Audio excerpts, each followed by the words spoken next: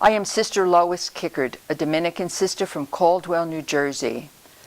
I am preaching on the 500th year anniversary of the Dominican presence in the Americas. A voice cries out, "In the desert, prepare the way of the Lord." The prophet Isaiah announced the directive, "Make straight a highway for our God. Level the mountains, fill in the valleys, make smooth the rugged land. Prepare the way of the Lord." Centuries later, John the Baptist appeared in the desert as a voice making straight the path. And 500 years ago, the voice of a Dominican missionary was heard, and the vibration of his ranting continues. I invite you to snap a mental photo of some scenes from the history of our Dominican order. I bring you back to August 1510, the arrival of 6 Dominican friars in the New World. Soon after, 14 friars joined this small community in Hispanola. These missionaries had come to preach among the natives. They were appalled at the conditions they found. The colonists had taken possession of the island. Blinded by greed, self-designated authority, power, superiority, they had suppressed the indigenous people and robbed them of their birthrights, dignity, freedom, their homeland, and yes, murdered men, women, children, pregnant women, the elderly. They made sport of the grotesque killings, the torturous slaughtering of the natives. Survivors of the wars and killings were given to the colonists as slaves. A calculated distribution system was in place. A nobleman arriving with his wife was entitled to 80 native slaves, a soldier entitled to 60. The Dominican friars gathered to discuss how they would confront the colonists. They decided to make a public denouncement of the atrocities, affirmed the words they would speak, and chose Antonio de Montesinos to deliver their message. Here begins the power of the word, the famous sermon on December 4th, 1511.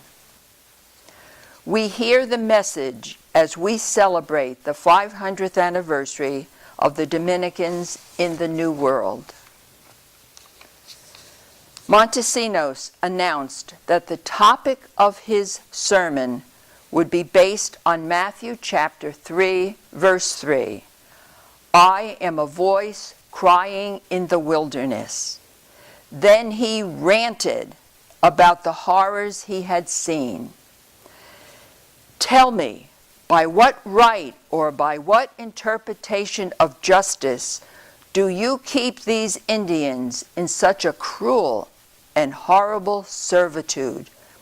By what authority have you waged such detestable wars against people who were once living so quietly and peacefully in their own land?" Montesinos continued, implying that the souls of all who owned slaves were damned. The colonists were stunned and outraged. Governor Columbus asked the Dominicans to punish Montesinos, to have him retract all he had said. They refused, informing the governor that he had spoken for all of them. Montesinos continued to hold peace and justice at the core of his preaching. By what right? How do you interpret justice? Who gives you authority? The result? The 1512 Laws of Burgos, which guaranteed certain basic rights to New World natives living in Spanish lands. Montesino's words pound in our ears, in our hearts, in our voices, so we will rant. By what right, by what interpretation of justice, by what authority do you, our congressional leaders, whose ancestors came to the New World in search of freedom, education, employment, who came fleeing persecutions, by what right do you ignore the cry of the poor, deny immigration reform, block the DREAM Act, tolerate human trafficking, support capital punishment, continue to applaud war and deem it necessary? By what interpretation of justice do you sanction military budgets while you erase the allotment for food pantries, health insurance, Medicare, and Medicaid?